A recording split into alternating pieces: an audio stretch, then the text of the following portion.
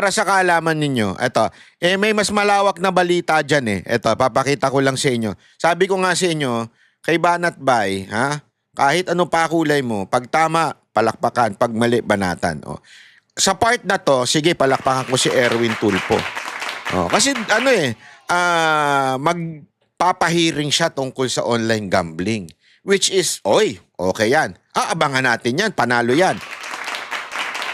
Hindi, para lang kaalaman yung first pogi point mo yan, Senator. Pero wag na mamoro-morong hearing, ha? Talagang tukuyin ninyo sino ang may pasimuno nito, sino-sinong mga public official ang sumusuporta dito. Kasi, sir, marami tayong bali-balita, alam natin yan, na may mga congressman na talagang sila ang nagpapasabong, sila ang may-ari ng mga online gambling. Sana matukoy talaga. At ang resulta, gumawa ka ng batas. Batas talaga, ha? Kasi iba yung order ng presidente. Yung order ng presidente, pwede yon. Pero iba pag batas. Kasi pag batas, magiging forever na yan. Di ba? Magiging, ano na talaga yan. Kahit after ni Marcos, magiging ano na yan. Na bawal ang online gambling, di ba? O, pakinggan natin to si Erwin. Dismayado si Senador Erwin Tulfo sa ilang mambabatas na nahulikam na nanonood ng online sabong at bilyar sa gitna ng botohan ng House Speakership. Hindi na raw nahiya ang hindi pa kilalang mga kongresista, lalo na't bawal magsugal ang sino mang government official. Sana raw ay makapagbigay ito ng mga apology kung aamin sila. Dapat din daw silang magpaliwanag at disiplinahin ng Kamara.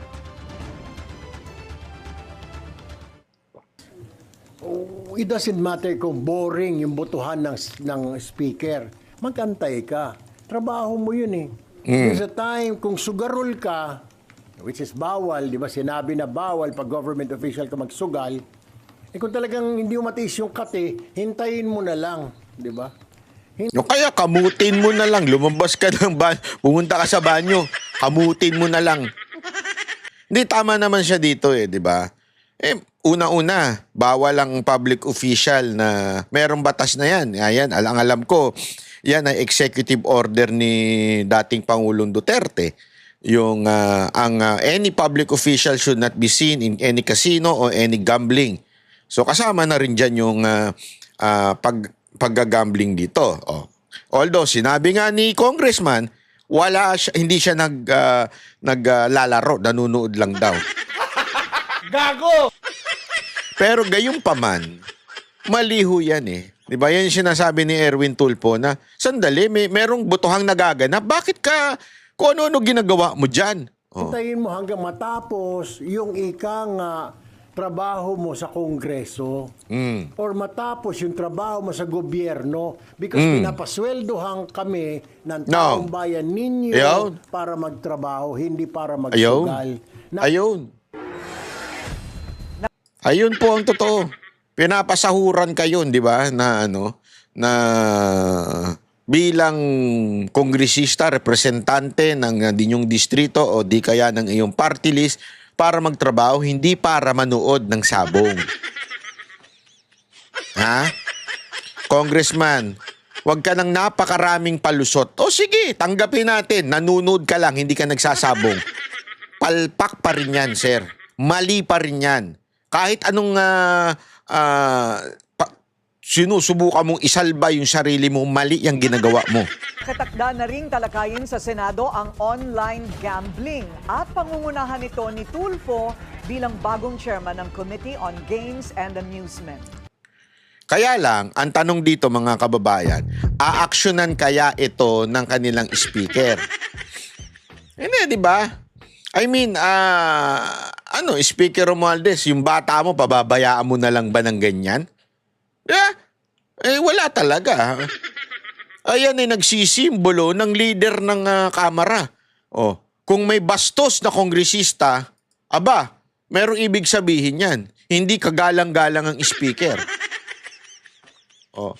So dapat, ang atin lang, dapat disiplinahin yan ng speaker. Hindi pa pwedeng gayon lang yun. Disiplinahin. I-ethics siyang tao na yan. Oh, kasi nga, alam na nga natin, salot na nga itong online gambling eh. Tapos, may ganyan pang kongresista. Nanonood Oh, sabihin na natin nanonood, but still, di ba? Hindi maganda yan. Oh, yun ang ano natin dito. Kaya na lang din ganyan ang itsura nyo sa kongreso, nadadamay lahat kayo. Sinasabing, kaya nga pinupuna kayo, tapos nagagalit kayo. Tapos anong gagawin ninyo pag napuna kayo? Oh, ano? Di maghahanap kayo ng sisising iba. Hindi kasi ganyan ang ginagawa nila eh. Dahil nga sa mga ganyan, naghanap sila ng ibang issue. Itinuturo nila ngayon si Chis Escudero, kung ano-ano sinasabi nila kay Chis Escudero. Di ba?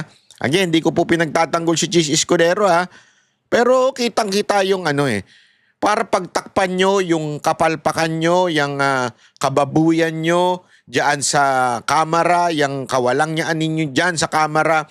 Naghahanap kayo ng ibang issue at ang napili ninyong issue ay walang iba kung hindi yung kay Chis Escudero, di ba? At take note, eto po take note po. Nalaman na po ni Chis Escudero kung sino yung di umano allegedly nag-ooperate sa kanya. Ng paninira. Ito, panoorin natin Pinangalanan na ni SP Chis Escudero ang posibleng may pakana umano ng sinasabi niyang demolition job laban sa kanya. Yan ang agenda report ni Hannah T. May suspetsya na si SP Chis sa umano'y nasa likod ng demolition job laban sa kanya. Posible raw na si Ako Bicol Party List Representative Zaldico Nako. ito. Una nang lumitaw ang isang Zaldico yung best friend natin si Zaldico. Totoo ba yan, Zaldico? Hindi ako nagsabi nito baka na naman ako ang anuhin mo dyan. Hindi ako nagsabi nito. Ang nagsabi nito si Chis Escudero. Kaya nga ang tanong natin, totoo ba na ikaw ang may pakana ng demolition job kay Chis Escudero? Naku po. Bakit naman ganon? Bakit ganon? Tingnan nga natin. CCTV footage na bumisita umano si Escudero sa opisina ni House Speaker Martin Romualdez. Ayan, Sa exclusive Kitang-kita ninyo yung CCTV. Halatang CCTV. Di ba? political report, kasagsagan daw yon ng bycam. At katunayan, holiday pa ng bumisitang senador. Yan ay para tiyaking maipapalaman daw talaga ang higit 142 billion peso insertion sa 2025 national budget. Tinanggi naman ni Escudero ang akusasyon. Agarang buwelta ng senador sa isang panayam, it's easy to do a 1+1 at foolishness will catch up. Dahil matapos ang kasagsagan ng budget issues, wala naman daw tinanggal na sino man sa Senado, kundi sa House of Representatives. Pinatanggal umano si Ko bilang House Appropriations Committee Chair. Sinusubukan pa ng Bilyonaryo News Channel kumuha ng reaksyon mula kay Ko. Pero base sa House records, December 2024 nang magsumite siya ng resignation letter kay Speaker Romualdez dahil sa umano'y health concerns. Una na ring sinabi ni SP Chis na hindi lang 142 billion ang realignments sa 2025 budget, kundi pumapalo ng lagpas 600 billion pesos. Pagdating sa BICAM meetings, sinabi ng politico.com.ph na naging dominant si Escudero sa proceedings, dahilan para ma-elbow si dating Finance Committee Chair at Senador Grace Poe. Unfair insinuation naman ang turing ni Escudero sa mga paratang. Wala talaga kayong ibinulsa or meron? Wala. Kaya nga, gaya ng sinabi, gaya nga ng unang tanong kanina. Ayan na naman kayo, tatanungin niyo ako ng ganyan tanong, tapos i-quote niyo ako ng base sa tanong ninyo. I think that's an unfair thing to do, quite frankly. Ganyan talaga mga media.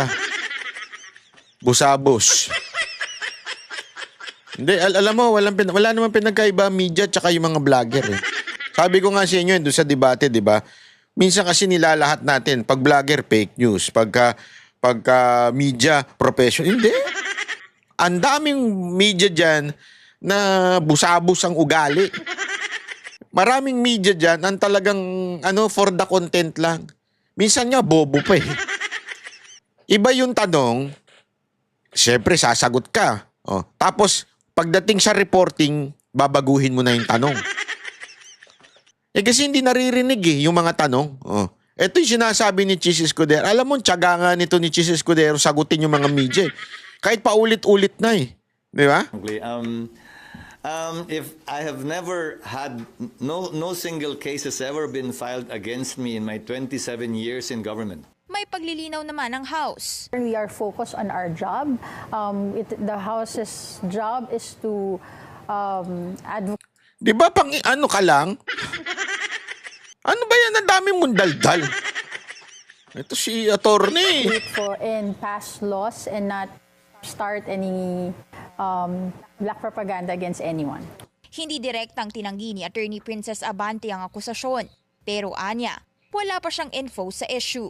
Mapa-House man o Senado, may nagmamaniobra raw ng demolition job at may nagsisingit ng questionable budget. Ang tanong na ngayon, sino kaya ang totoong nagpapakana at sino naman ang pinapatumba? Para sa agenda, Hannah T., Bilyonaryo News Channel. Ayon sa report na ito, malinaw ha? Ayon sa report, hindi po ako ha? Ayon sa report, ang may kagagawan di umano at tinuturo ni Chis Escudero na posibleng nasa likod ng demolition job against him ay walang iba kung hindi si Zaldico. Kailangan sagutin ni Zaldico yan. Hindi pa pwedeng ang sasagot lang yung spokesperson ng House. Asa na nga ba yun? Hindi, di ba? Bakit nga ba nawala yun? Bilang chair ng appropriation, anong nangyari doon? Hindi, ako nagtatanong lang ako ha. Hindi ko alam kung anong nangyari doon. Ewan ko. Pero sige, tignan natin. Antayin natin ang sagot ni Representative Zaldico na nawala sa kanyang posisyon last 19 Congress bilang chair ng appropriation. Hindi natin alam bakit natanggal. Sabi, kasi ang lumalabas sa balita parang personal reason or health reason ang correct me if I'm wrong. Pero ngayon, tila iba ang kwento sa pamamagitan ng mga sinasabi ni Chis Escudero. Di ba? So ano na? Ang boses ng masa hindi natatakot. Katotohanan lang, di kami nalulunod. Walang bahid ng sismis, lahat ay totoo. Kahit sino ka pa, pag mali ka babanatan ka. Walang pinipili kulay, wala kaming kinikilingan. Basta para sa bayan, kami lalaban. Pagtama palakpakan, pag mali banatan. Di matitinag, di matatakot, para sa bayan tuloy ang sigaw. Sa harap ng kamera, walang halong takot. Mga baluktot, lahat kayo'y tutumba. Ang hustisya at totoo, yun lang ang mahalaga. Kahit sinong harang, di kami matitinag. Walang pinipiling kulay, wala kaming kinikilingan. Basta para sa bayan, kami lalaban. Pagtama palakpakan, pag mali banatan. Di matitinag, di matatakot, para sa bayan tuloy ang sigaw. Kung nasa tama ka, ikaw ay aming kasama. Pero pag mali ka, handa ka na bang mabasag? Banateros kami, walang inuunan. Dahil bayan muna, bago ang sarili.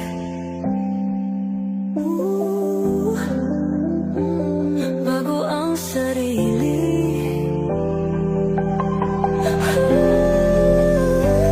Pagtama palakpakan, pag mali banatan.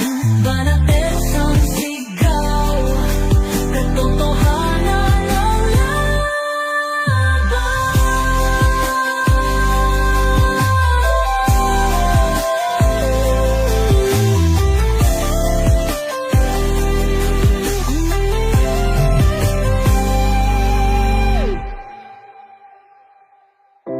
Sa harap